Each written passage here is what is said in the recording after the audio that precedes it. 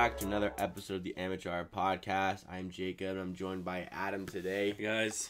We're talking about some soccer, specifically we're talking about Arsenal today. We already did an episode earlier in the week talking about Arsenal, but now we're going to go over a little bit about what the future may hold for Arsenal, and specifically going off the rumor that Jose Mourinho is in the mix to become a new manager for Arsenal.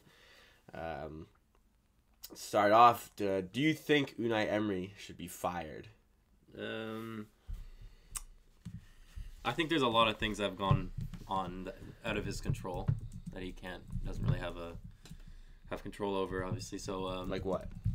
The whole Xhaka incident that we talked about earlier. Good players not performing well. He did a pretty poor job of bolstering the defense this summer, bringing in David Luiz. Kieran Tierney is a tough one. He's not going to get a lot of. He's only just started playing. He's playing right now. He's only just started playing because of his injury, but he's back. He's playing a lot now. I think they got to give him. I think they have to give him the rest of the season just to see what happens, if he can inspire this Arsenal team, who have the possibility of being a good team with Aubameyang, Lacazette, good players. Mm-hmm. But I think we've seen how good he was with PSG, how good he was with Sevilla. I think they have to give him more time. I don't know about how good he was with PSG, because you could throw a donkey as manager of PSG and they'd win the league. And he continuously, year after year, underperformed in the Champions League. You can specifically go back to the 6-1 game where they were winning 4-0 after the first leg and lost 6-1 at Camp Nou to Barcelona and lost that tie. He never got to the semifinal of the Champions League, no matter how good their squad was. Like a phenomenal PSG squad, you could not get there. So I don't know how successful you can talk about a stint at PSG. He did win the league every year he was there, but again, like any manager can do that. Yeah. Sevilla, you got to give him credit. He won 3 Europa Leagues with Sevilla, back to back, if I'm not mistaken. Mm-hmm. You got to give him credit there. At Arsenal, so far this season, not that bad, but 6 points adrift of the top 4. Definitely something that could be improved.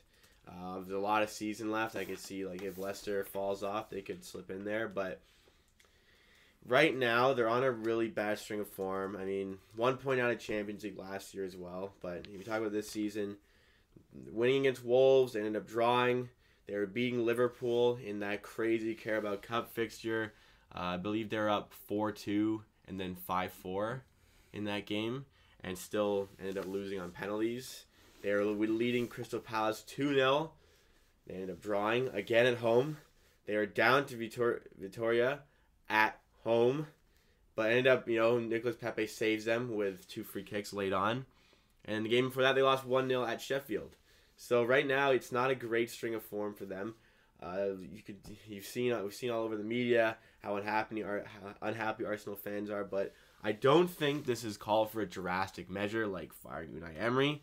What I do think is that he still has not figured out the best 11 for his team, and Xhaka is making that even more difficult. But to get you've got 2 quality forwards. You can even say 3 was Nicolas Pepe, but you've got 2 really quality forwards with Aubameyang and Lacazette. And right now, he's not getting the best out of them, I don't think. Aubameyang's playing well, but he's not getting the best out of Lacazette. So he needs to figure out how to structure that front line, because there are 2 incredible strikers, but they're playing with 1 striker. That's how it is in this era of soccer. I don't know what the best mode would be to get them involved. Like if you ask me, I think they should rotate kind of on the left and up top, like in game, just free flowing form, interchangeable, kind of like though this is unsuccessful example, like Rashford and Martial kind of split the workload at striker and at left wing when they play. And then if they do that, because they're going to be both like generally central, you got a good fullback like Kieran Tierney who's going to come forward and give you that width that sometimes you might sacrifice. So I think that's how it should be run. But he's not getting the best out of all of his players because he's got quality players. And I think that's really what needs to be improved if he wants to have any success in the future. I mean, 5th place again isn't that bad. He came 5th last year, very, very close to getting that Champions League spot. This year could be the same. I mean, realistically, like 6 points out after 11 games, you've got plenty of season left. You've got over 2/3 of it to go. Mm-hmm. So I don't think it's time to fire him for me. But on the Mourinho note, do you think, let's say they did fire Emery, do you think the Mourinho hiring would be a successful one? I would say no, because how the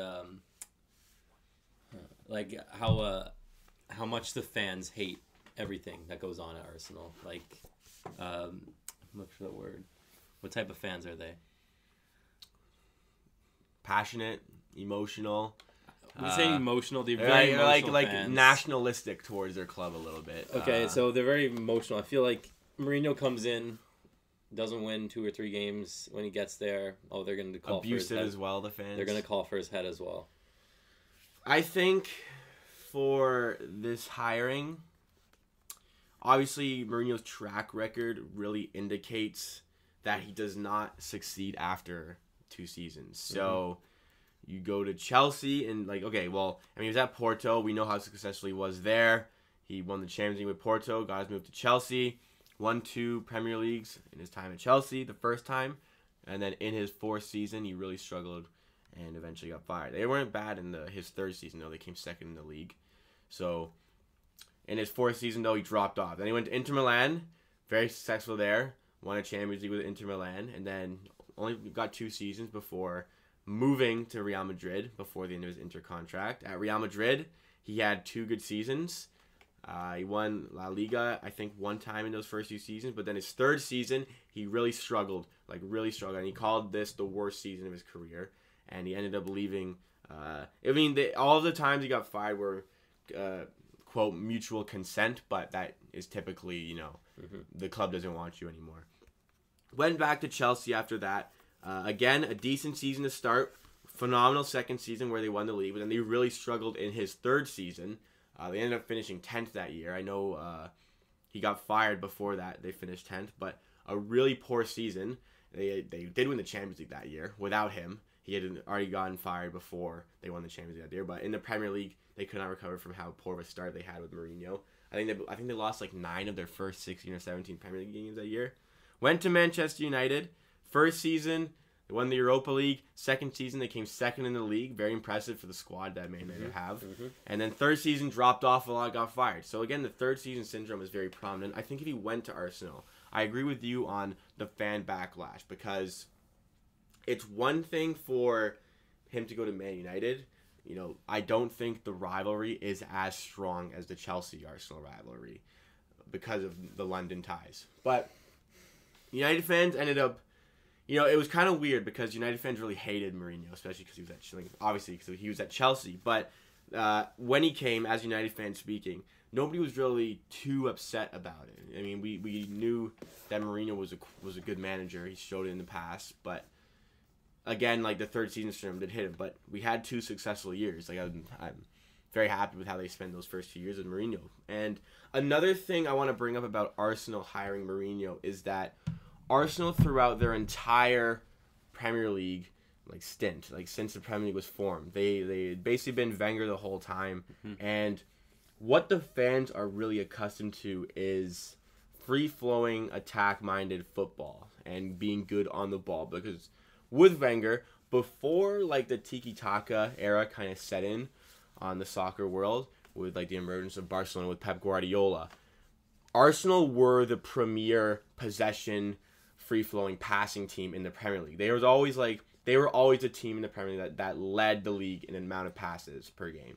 And it was because of Wenger, the way they played. So the fans have always been accustomed to playing good football. But if Mourinho was to go there, that's not what would happen. It would be a more defensive, counter-attacking, and very tactical way of playing instead of that free-flowing game. It's not quite there under Unai Emery, but that's what Arsenal fans are used to. So having the drastic switch to a defensive manager won't really work, especially considering the attack talent they have. I think you should be more adept to playing to that strength instead of sitting back. I think if Mourinho went there, he'd be successful initially because, again, there is so much pace, there is so much talent in that attack that if they did play that counterattacking style, they would be very successful. And I think if they were to like kind of bunker down a little bit on defense, they would have a bit more success because right now Arsenal's problem is keeping leads.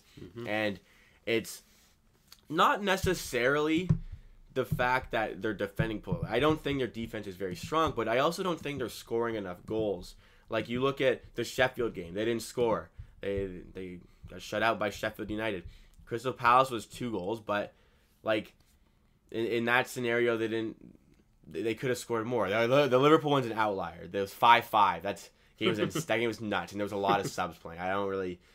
But again, like Unai Emery couldn't keep the lead. Like how many times have you seen in the past Unai Emery not keeping leads? Like you're looking at these, like the biggest one of all time is they won the first leg against Barcelona 4-0 with PSG in the Champions League in Paris, and they go to Camp Nou and lose 6-1. So, and even the Wolves game they're up 1-0. But I think from what I've seen from Arsenal is Unai Emery is not the man with the plan in terms of tactics. So what happens is he throws out all this flair, all this attacking capability, and he kind of just hopes something comes to fruition from it. He hopes something amounts from the talent because there's so much talent up top. And I think he's been like this in the past with PSG because I'll give the Liga an example again. In Liga, you don't really need to be that great of a manager. So you throw out all this attacking talent, they're going to get something done on enough occasions to win you Ligue 1. But when it comes down to the gritty Champions League games against quality opposition, you need to have a tactical preparation for how your team goes about their attacks. And I think that is a place where Unai Emery really struggles.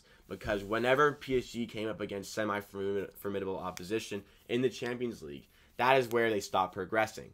And I think with Arsenal, because they don't have such a level of PSG's talent, but it's still like a great offensive threat, without that extra tactical sense on how to attack, they're not having as much success as they could. And I think because Aubameyang's so talented, he can do a lot of it by himself. And when he does, it's a case of accepting the mediocrity of the attack because it's doing it just enough to get you by, but it's not overly successful. So in that sense, because it's just successful enough, like it's just good enough, you don't really need to tinker anything because it's just good enough. Like we'll just keep going with this. But when they start to struggle, like we're kind of seeing now, something needs to change, and I think Unai Emery needs to figure out how to work that offense a little bit better. It's not just teams that have good defense that they're struggling to keep leads against. Like you said, Crystal Palace not that tactically strong. Gave up a 2-goal lead early in the season. Gave up a 2-goal lead to Watford. Everyone. Yeah. Wolves yesterday, up 1-0, conceded late. I don't know what the answer is. I honestly don't know if Jose Mourinho is the answer. I don't think Jose Mourinho is the answer. I think Unai Emery right now is the answer, but like going off of what I was saying about his tactics, something needs to change because they don't really have an identity going forward at the moment. I think Nicolas Pepe needs to get sorted out a little bit because like that's a formidable front three. That's an incredible front three. Pepe, Lacazette, Aubameyang. Maybe Mesut Ozil can come in and do something. Maybe, I think watching him play against Liverpool, like seeing some of the highlights from that game, like Mesut Ozil looked like he was making things tick a little bit. I think that's the kind of guy that you need to be creative going forward. But again, I said this in the other Arsenal episodes, there's not really a place for Mesut Ozil in this age of football because of his position, like especially on Arsenal, the way Arsenal play that kind of flat 4-3-3. There's not really a place for him in that 11. I think if you can figure out how to get him in there, you'll be a lot more successful. But it's just finding what works for him. Because in big games, Ozil's notorious for going missing. Like it's all prolonged throughout his whole career. He goes missing in big games, and it comes down to, I think, work ethic, and I think it also comes down a bit to the way his style of play is, because he's a guy who needs time on the ball, but he's not very good at creating his own time on the ball. But when he gets that time on the, he's incredible. One of the best passers in world football. Can pick out some passes that you can be watching on TV, you won't even see. Just out of nowhere, he's not even looking at it, the pass, and he's pinging one. Who's the answer from connecting that midfield, the defense, the midfield to the attack for Arsenal? Who is the guy? If it's not Mesut Ozil, who in the midfield can create that going forward to get to Pepe, to Lacazette, to Aubameyang? I don't think it's there, the player right now. I think if you look at guys like Ceballos, he's looked good. I'm not really 100% sure on what he's doing, like how much he's playing right now. I don't think he's getting a ton of play time. Is that just selection, or is that any injury? Because hasn't Ceballos been playing for Spain? I think he's been, when Spain are playing international fixtures, he's starting, but he's not been playing for Arsenal really. Has Lucas Torreira been playing much? Not, I mean, he is now that Jacques is out, but he hasn't been playing much. I think right now at Arsenal, I don't know if it's necessarily the attacking midfielder. I think what they need is the ball playing holding mid, and I think Guendouzi right now is not quite at that level, but I think he will reach that level because I think he's a quality player. So do I. And I think as he improves, he'll be that screen for the defense, but I also think he'll be good at moving the ball from back to front. So one of that guy who, if it's not him connecting that pass to the front three, it's him directing it. He can sit back in that sixth position, and he sees everything in front of him. He sees the whole pitch in front of him. I think that's his game. He's good at moving the ball around. I think he's going to be a strong player in the next few years for Arsenal. I think the attacking players are there. They could use, like we were just talking about, a better attacking midfielder, for that position. Not as a 10, but a better 8. Kai Havertz. Maybe a guy like him. Maybe somebody like him would help. But and then also they need a center back because Socrates hasn't proven to be too consistent in terms of his defensive capability. Same with Luiz. And David Luiz, I mean, he's one of the most inconsistent players there is. Yeah. And there's question marks always about his ability to play in a back four. I think Socrates is one of those who can be the ancillary piece to your primary center back. So Socrates can be that off player to your quality center back that you have. But in world football right now, it's very difficult to find that sort of quality at center back. I mean, Man United have been looking for years and years to find center backs, and they have not been able to replace Vidic and Ferdinand. And how long has it been since we had them now? It's very difficult to buy your center backs, and I get how hard it is to find them, but Arsenal do need that center back. A lot of teams could use center backs like that, but Arsenal is one of them, and I think they need that quality 8 going forward. I think Aaron Ramsey is hugely missed at this point because he was that kind of player. He doesn't always have the greatest amount of quality, but he's great getting forward, getting himself in the box like late. Jack Wilshere used to be. Yeah, a little bit like that, and I think that's what they're missing. I think Guendouzi's going to be the important piece down the road for Arsenal. I don't know what the future holds for Xhaka still. That one's up in the air. He's back training now. But on the Jose Mourinho front, I think it would be success initially, but ultimately, I don't know how he would be accepted by the fans if he were to go there. But he has said he'd take it if he went there. Did he manage Mesut Ozil at Real Madrid? He did. He considers, if I remember correctly, he considers this position to be the most influential position, influential positions like that, 10 slot. But he says he needs to have basically, I think he said an 8.5 or something like that. So your 10 needs to be a 9.5 going forward. So he's just off your striker. So basically the off striker to center your forward. One striker. Yeah. A little bit like a nine. center forward. But a bit like a false 9 to the 9 up top. Yeah. And then in defense he's got to be the 8.5. Yeah. So he's tracking back and really helping out your team. And I think he considered Wesley Sneijder and Mesut Ozil to be the perfect players for that role. But maybe 5, 6, 7 years ago. Yeah. I mean, but when he managed them, because Wesley Sneijder was formidable at his time at Inter Milan, and Mesut Ozil was one of the best 10s in the world, not the best at Real Madrid. But what I'm saying is that was in the 4-2-3-1 era. But now we're in the 4-3-3 with one holder and 2 8s in front of him.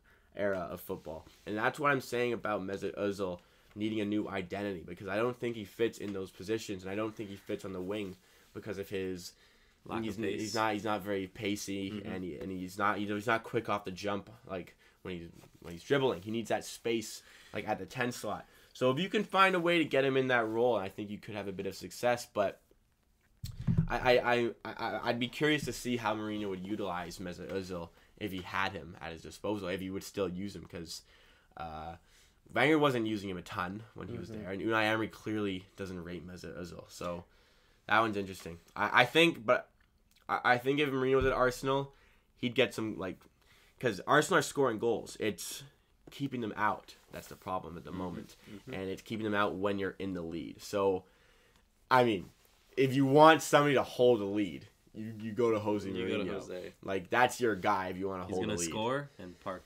Right?